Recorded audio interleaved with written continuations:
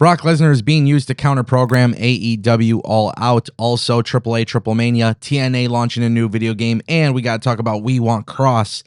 Yeah, something went down on Raw. And as always, if you guys want more videos like this, go ahead and click that subscribe button. This way you never miss a video on the channel. I want to kick things off with JBL. JBL is one of my favorite commentators in WWE history. I know some people may disagree, but that's okay.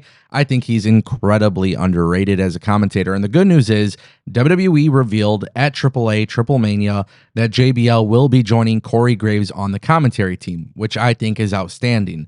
I think for the English commentary team, these two guys will do very well together when it comes to putting on a great commentary for the event. Now, of course, WWE and JBL, it's been intriguing to me because we've seen JBL actually appear in Mexico. We've seen that he's been involved in Mexico, especially in AAA, and we don't really know whatever would come out of it. And then what's really strange is today, now that we know JBL is going to AAA, maybe we could tie in some stories even though he's on commentary. That's one of the things that's intriguing me. But another thing that intrigues me, and I don't want to spend too much time talking about this, but it's just something to note. There's a lot of people who think JBL is the person who he was as a character back in the early 2000s. And there's a lot of fun things out there on the internet. And I can't show it to you guys all, but there are so many fun clips of JBL. And a lot of people, I think they kind of assume who he is politically and all of these things. And then it turns out he is actually not what he portrayed on TV. And this has led to a lot of people actually becoming a fan of JBL just for the fact that he's been such a great heel character that he actually made people convinced that he was really a certain way, which actually isn't true. That brings us to our next topic, ladies and gentlemen. Karrion Kross, We Want Kross. Okay, so apparently there's been We Want Kross signs. We Want Kross signs that were confiscated at WWE Raw. Now, this is interesting, and I don't know what kind of BS WWE is on right now, but there was a whole bunch of talk online that WWE took away We Want Kross signs. And then this is an observation that I made through social media, right? Like if you go on social media, there's people tweeting about it. They're saying, hey, we had a We Want Kross sign. It was confiscated. I don't know what's going on. And then obviously Dave Meltzer is now coming out and saying that's the case. I don't know really what Dave Meltzer is talking about. I just know that fans were talking about being in attendance and they're saying that their We Want Kross signs were confiscated. That's obviously a big deal if you're the WWE because you're trying to encourage people to bring signs and you want talent to organically get over. But then what was really crazy is on WWE Raw, there was a couple references made to Karrion Kross. There was a couple different moments, not only where Karrion Kross may have been mentioned, but then other wrestlers made some sort of remark that led to Karrion Kross being referenced. And what's so crazy about that, and the reason why I'm even talking about it, is because we're under the belief that he's gone from the company, but nobody's talking about it. Is this a situation where Triple H is going back to what he used to do, which as you guys saw with like Bray Wyatt and some other characters, where there was just these little teases, these little subtle hints that were placed on TV.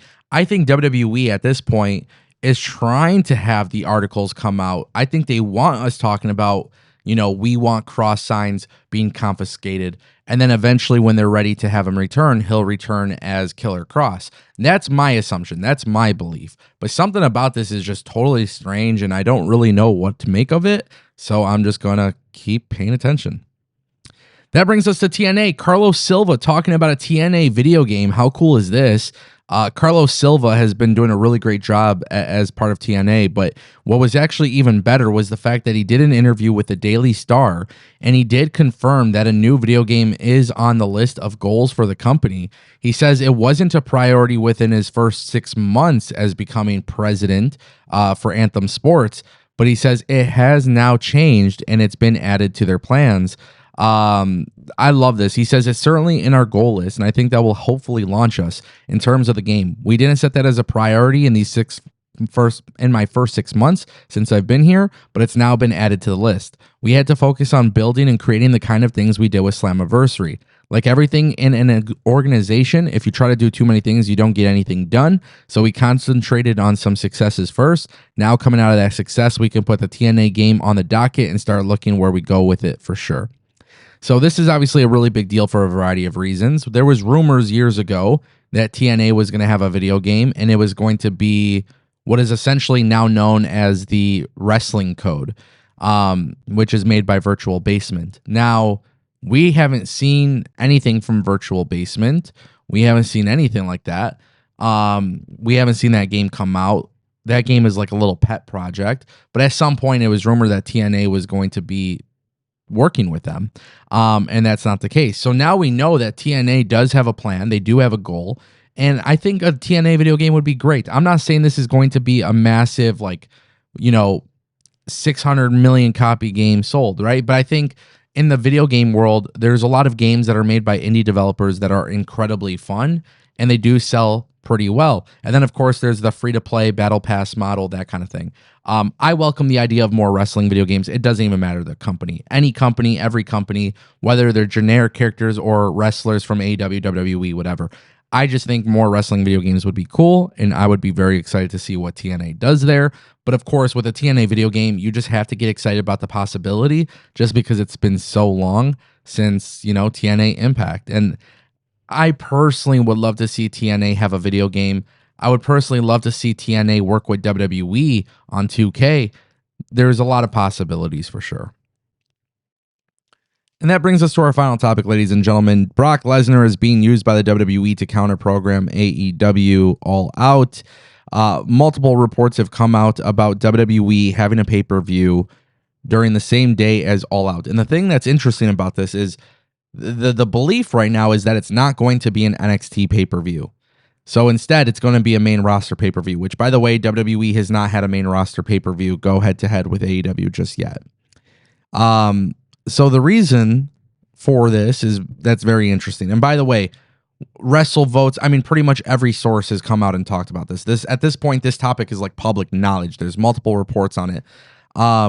But the belief is that Brock Lesnar versus John Cena is being saved for that event. So keep in mind, AEW All Out, that show is September 20th, which is a Saturday. And obviously, Brock Lesnar and John Cena is not taking place at Clash in Paris. So it's obvious WWE is saving that for this pay-per-view. It's an interesting remark. A lot of people are going to talk about the competition aspect of it. You're going to hate it, love it. It doesn't matter. I think this is, I'm going to say it again for the millionth time on this channel. It's great for competition. This will force WWE to either have a very good pay-per-view or AEW to have a very good pay-per-view. And if you're lucky, you get two really, really good pay-per-views at the same time. I personally don't mind the head-to-head competition.